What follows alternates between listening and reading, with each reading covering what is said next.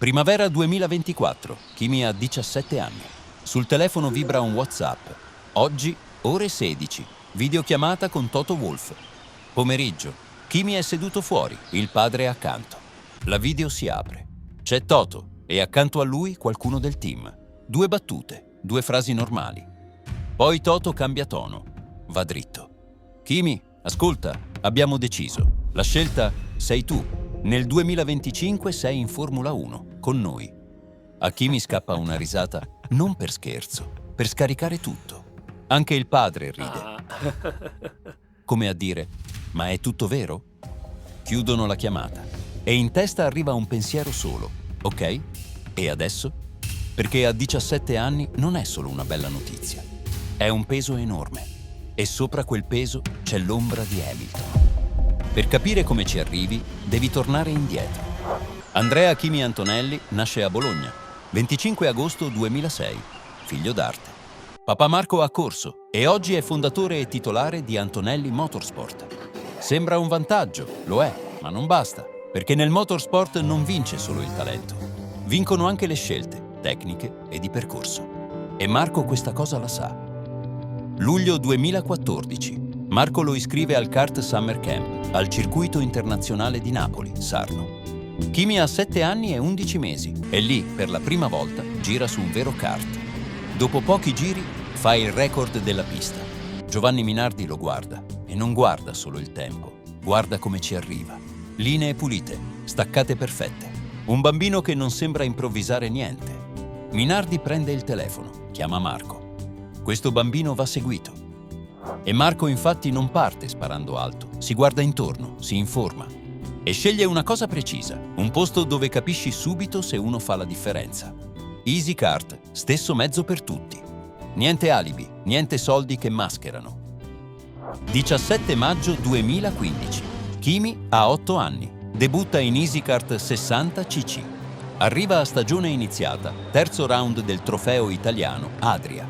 È piccolo, casco enorme, braccia sottili. Lo guardi e pensi, è il sogno del papà.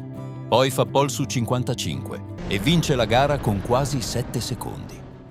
E non si ferma, 4 podi nelle 5 gare dopo, 2 vittorie. E il trofeo finisce a Bologna, nella sua stanza. Ma per essere notato davvero, vincere non basta, serve stupire.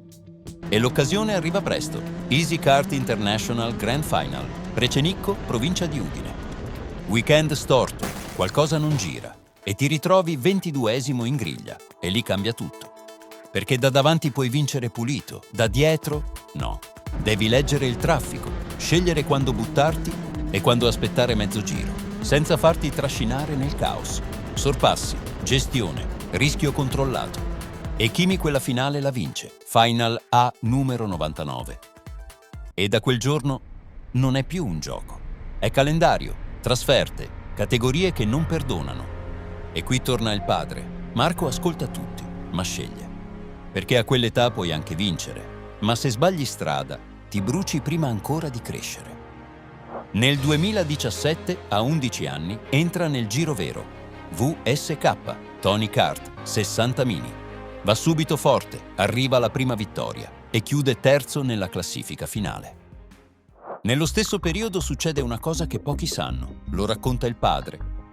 Ferrari lo convoca a Maranello, prova il simulatore dell'Academy, non quello della Formula 1, quello dei ragazzi. Sembra fatta, poi arriva il no. Arriva bene, dice, è troppo piccolo. Poi a settembre succede la cosa che sposta tutto.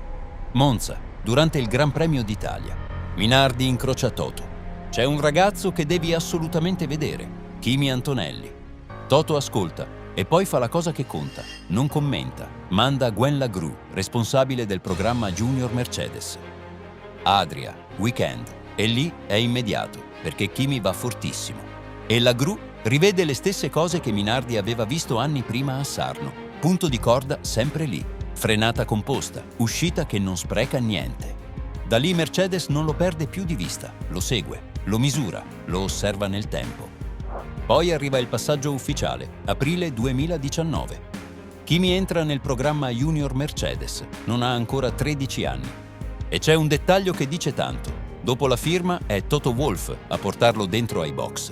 Gli mette le cuffie, gli fa ascoltare le comunicazioni con i piloti, lo rende partecipe, come se fosse già uno di loro.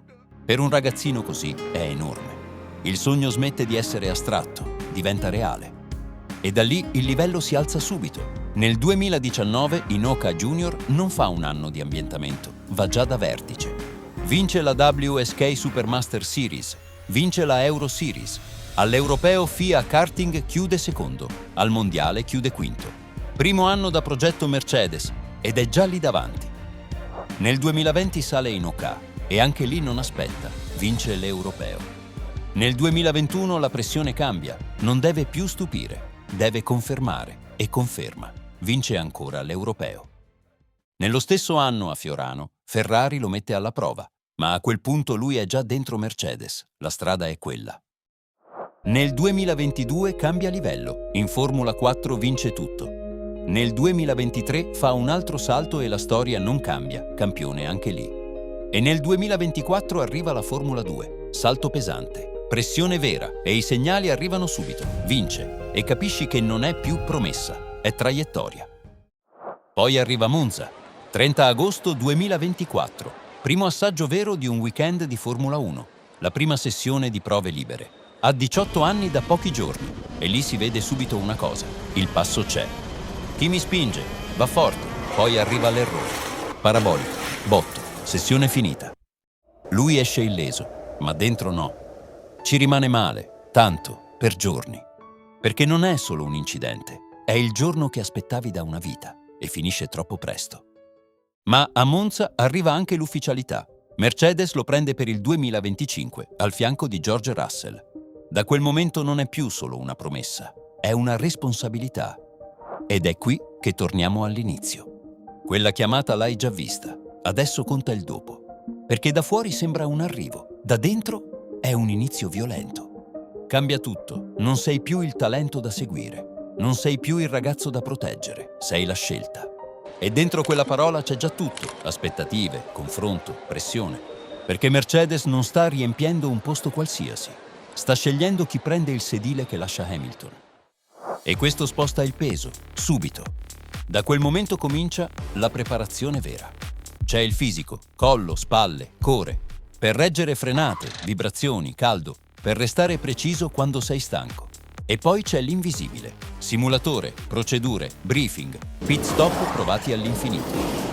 E c'è la macchina, non è prendi e vai, va cucita addosso, sedile, pedaliera, volante, ogni millimetro conta, perché se perdi sensibilità, arrivi sempre un attimo dopo. Da fuori lo noti poco, da dentro cambia tutto. E questa è la parte che conta davvero adesso, perché il talento ti porta alla porta, ma è il mestiere che ti fa restare dentro. E quando arriva il debutto, ci arrivi con mesi di lavoro addosso. Melbourne, 16 marzo 2025, GP d'Australia, Albert Park. Kimi debutta in Formula 1 con Mercedes, ha 18 anni e 6 mesi. Weekend complicato, qualifica difficile. Poi la domenica, gara vera. Pioggia, caos, scelte da leggere in fretta, errori che possono costarti tutto. E Kimi fa una cosa da grande subito, non sparisce dal weekend, resta lì, rimonta, sorpassi, lucidità. Dal 16° posto in griglia chiude quarto al debutto. E il messaggio al primo colpo è chiarissimo, la velocità c'è, ma soprattutto c'è la tenuta. La stagione continua, con giornate forti, con errori da rookie, con weekend da leggere meglio, con adattamento continuo, ma anche con risultati veri. Prima c'è Miami. Kimi firma la pole della sprint e non è solo un bel giro, diventa il più giovane di sempre a fare una pole in Formula 1 in qualsiasi formato.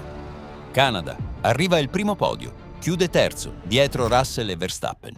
In Brasile firma il weekend più completo dell'anno, secondo in qualifica sprint, secondo nella sprint race, secondo in qualifica, secondo in gara, sempre dietro Norris, ma sempre lì, è il secondo podio in carriera. E soprattutto è un segnale di continuità, non il lampo, il weekend intero. Poi c'è Las Vegas, qualifica difficile, parte 17°. Gara movimentata, rimonta forte. Taglia il traguardo, ma arriva una penalità per falsa partenza, scende al 5° posto. Poi il post-gara cambia tutto, la squalifica delle due McLaren lo fa salire al 3° posto ed è il terzo podio in carriera. E alla fine il 2025 si chiude così, settimo posto in campionato, non una stagione perfetta, ma una stagione vera, con errori, correzioni, adattamento, crescita. Adesso lo aspetta il 2026 e cambia davvero tutto. Non cambiano solo le auto, cambia la Formula 1. Nuove power unit, più peso alla parte elettrica. Per questo il 2026 non è un anno come gli altri, è un reset tecnico e quando cambia tutto, cambia anche la gerarchia. Vince chi si adatta prima. Io sono Ivano, questo è Inspirational Stories. Qui le storie non si raccontano, si vivono. A presto.